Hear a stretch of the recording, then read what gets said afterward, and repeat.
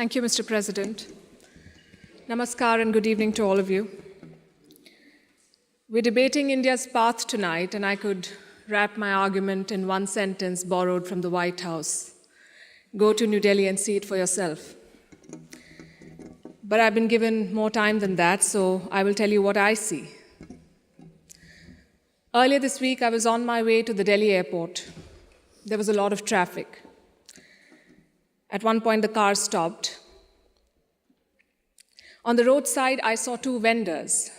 One was selling fruit, the other was selling coconut water. What caught my attention was not what they were selling, but how they were selling it. Both had a QR code prominently displayed. And every single customer walked up to them, scanned this QR code, and paid for their purchase, every single one of them.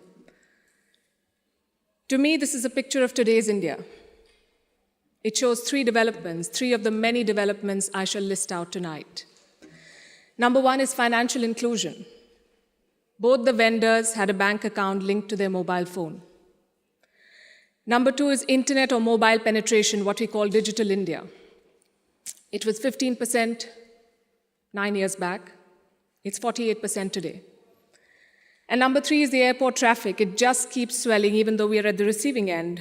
We see what it shows. From 67 million 9 years back to almost double now.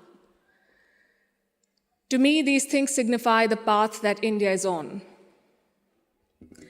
The previous speakers have defined the motion well, but in case the evening drinks have kicked in, let me repeat.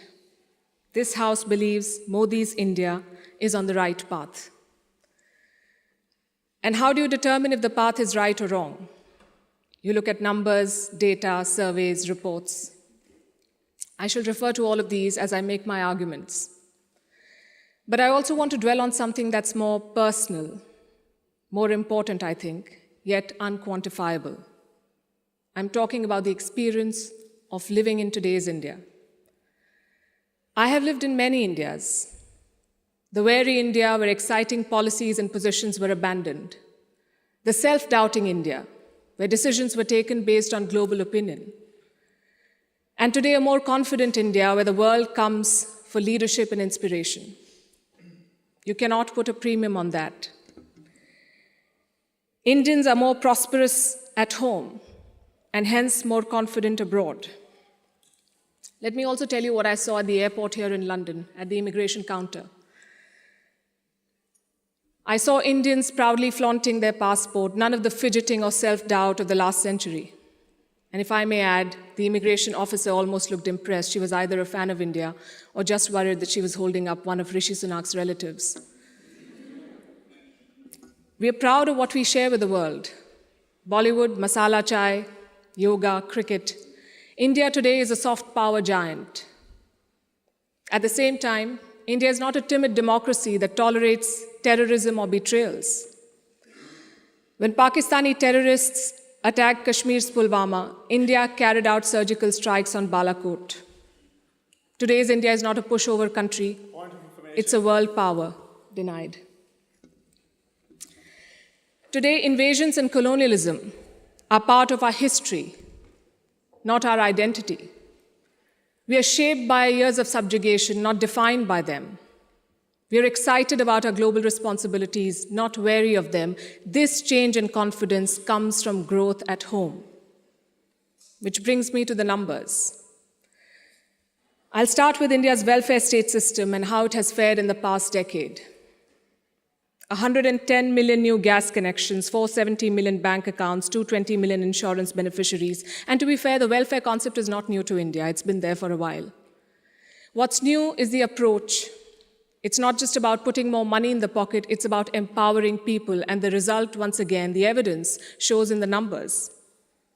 India's per capita income has gone from 86,000 rupees in 2014 to 172,000 rupees now. It has doubled. And a big reason for that is the falling inflation, from more than 8% 9 years back to less than 6% today. And this, ladies and gentlemen, is in the middle of a global cost of living crisis.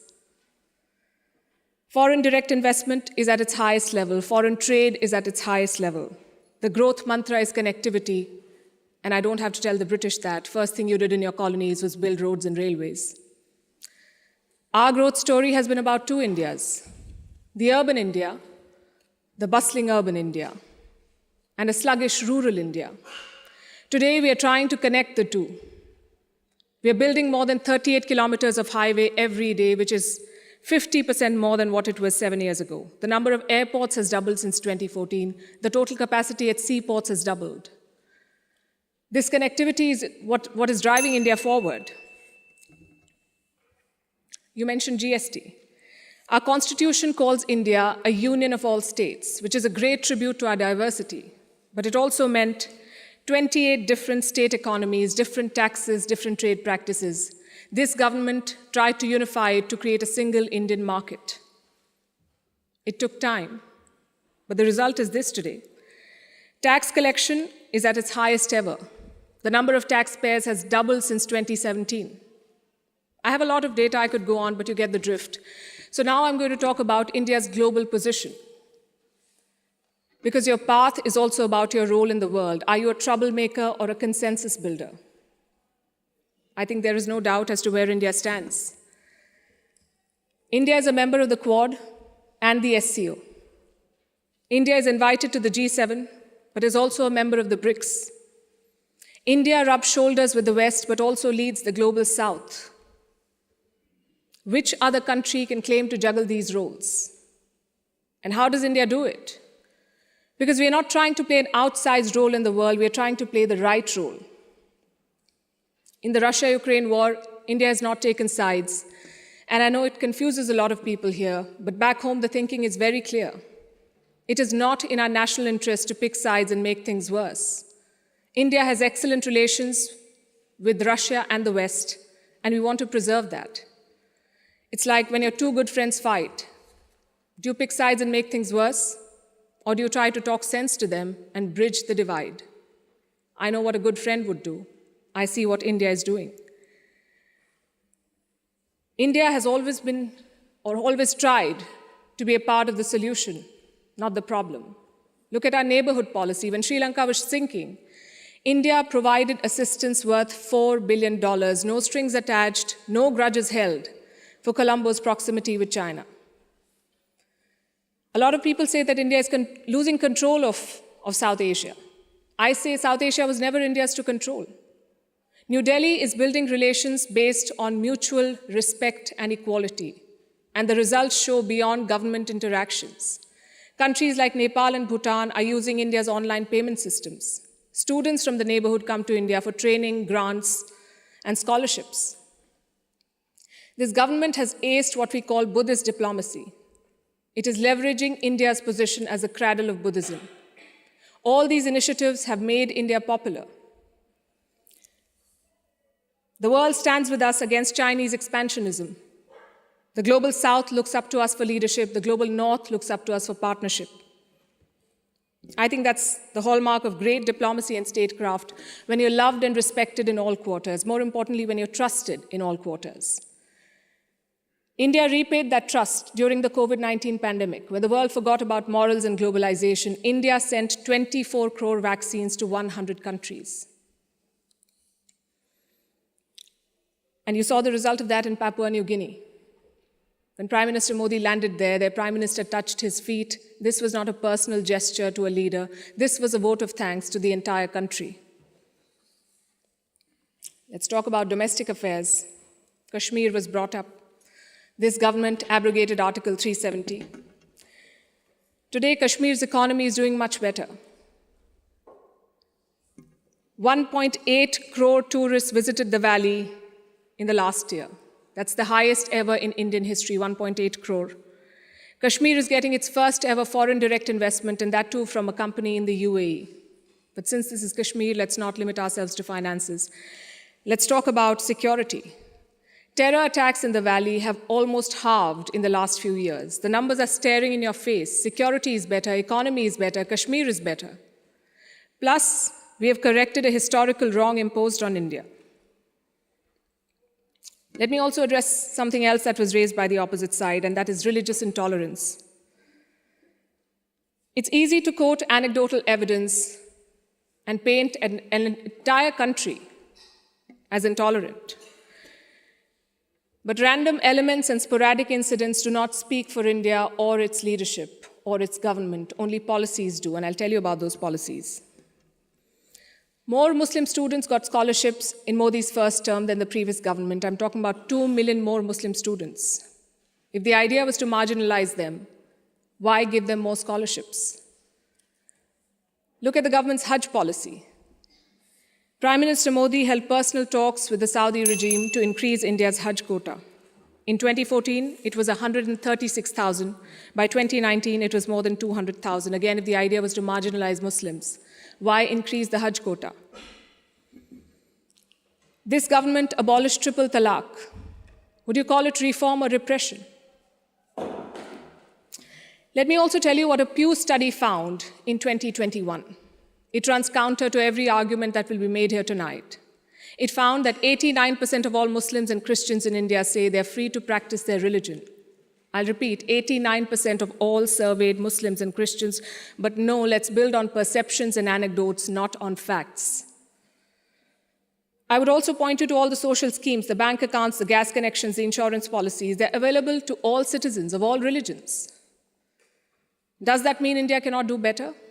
Absolutely not. Even one incident of marginalization is one too many, but how would you judge an entire country's path? In fact, it struck me when I was invited for this event, why would Oxford University be interested in debating the path of Modi's India? Because India has defied Western predictions. It's the world's largest democracy charting its own course. India today has shed the burden of trying to comply with Western constructs. No amount of lecturing or virtue signaling is shaking India's confidence, and that is what unsettles critics. There are hit-and-run experts with no accountability who make pronouncements based on their political leanings to create an anti-India narrative. GDP growth won't touch 5%. There was corruption in the Rafale deal. The government was snooping in opposition parties using Pegasus. All of these make for juicy headlines. And they make it look like everything is wrong in India. But when a Supreme Court investigation finds no wrongdoing, when India's growth crosses 7%, who is questioning these experts? When an 85% Hindu majority Karnataka votes out the BJP, is the West then lauding India's secular credentials? You see, to judge a country's path, you have to be able to separate agenda-driven narrative from facts. In conclusion, let me say this. For any country in the world, there is always a wrong path. Enough dictators and autocrats have shown us, but there is no single right path. Britain has its own right path. India has its own right path. As long as democracy is respected, as long as the Constitution is respected, I would say to each their own. It is wrong to judge one country on the parameters of another. And that has been the beauty of India since 2014. We've uplifted 140 million people out of poverty. We did so while conducting free and fair elections, dozens of them. We did so while protesting, debating, and dissenting. And finally, I think the hallmark of a right direction is also public approval. Do the people think you're on the right path? The people of India answered that question in 2019. Thank you.